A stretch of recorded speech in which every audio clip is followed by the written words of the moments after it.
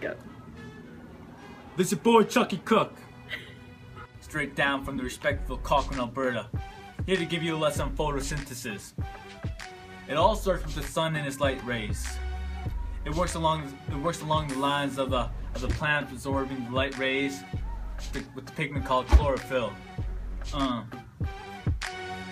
It uses the rays to function the role of turning CO2 and HO2 into glucose, which is usable energy for the plant.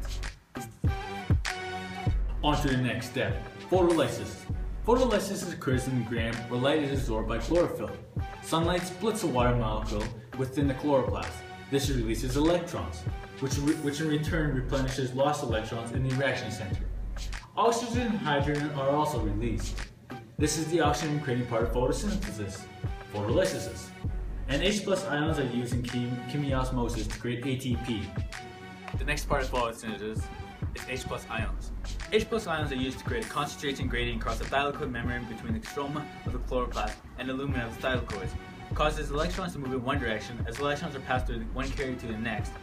Energy that is released is used to pump H+ ions across the mitochondria and intermembrane into intermembrane space, creating a concentration gradient.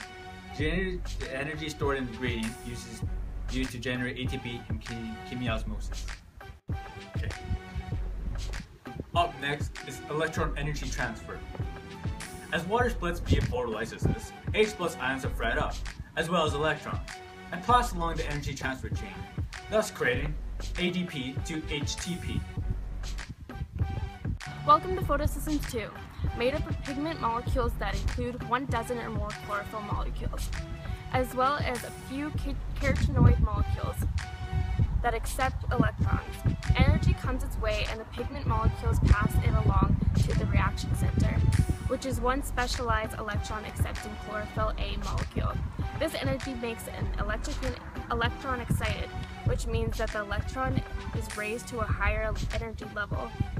Now that an electron is passed to an electron-accepting molecule, which becomes reduced, so it's at a high energy level.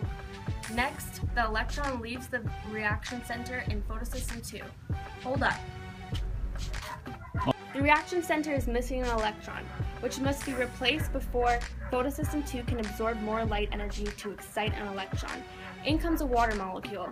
The energized electron is transferred along a series of electron-carrying molecules. There, together, they are referred to as an electron transport system or chain, where each transfer along the chain, the electron releases a small amount of energy. It is then absorbed by photosystem 1, which is transferred to a reaction center, where an electron becomes excited again and passed on to a high-energy electron acceptor, called a cytochrome. In photosystem 1, the lost electron is replaced by an electron that has reached the end of the electron transport system from photosystem 2. The electron that was received by the electron acceptor from photosystem 1 is used to reduce NADP+ to form NADPH. The reducing power will then be used in the light-independent reactions. Through redox, energy is created, which forces hydrogen ions into the lumen, kind of like a giant battery. The hydrogen ions are let up through facilitated diffusion, which is also called ATP synthetase. In order for hydrogen ions to get into the lumen, it requires higher energy to be forced into the lumen. When the hydrogen is let out, controlled amounts via facilitated diffusion. In order for the hydrogen to get out of the lumen, the energy must be transferred from ADP plus P to turn into ATP. ATP is then sent to the Calvin cycle where its charge is lost as well as 1P to turn back into ADP. The stroma is a protein-rich gelatinous mixture that holds a chloroplast together. Both photolysis and the dark reactions occur here. It is also where the thylakoids are held. The lumen, basically a large biochemical battery that is used to store charged hydrogen ions, which are then let out in a controlled manner to create that ATP. Facilitated diffusion is the spontaneous movement of particles or ions across the cell membrane with the help of protein channels within the membrane.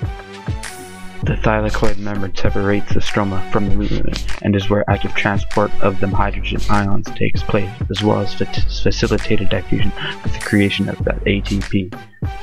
The Calvin cycle is where energy from the light-dependent reactions is converted into glucose. CO2 is added to 5-RuBP to create 6-carbon, which is quite unstable, breaking down to 2,3C.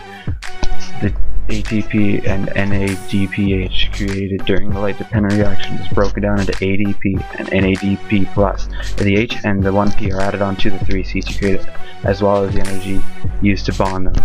This is called reduction. 2 out of 12 molecules of C3 leave to form one part of the glucose molecule. This cycle must be completed 6 times to create one glucose. The remaining 3C from the cycle are then turned to RuBP to start the cycle all over again.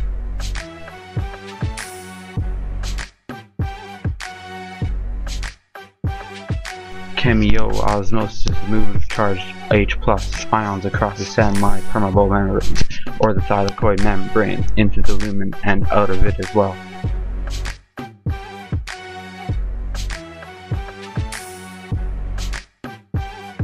Active transport is where particles are forcibly moved from an area of low concentration to an area of high concentration.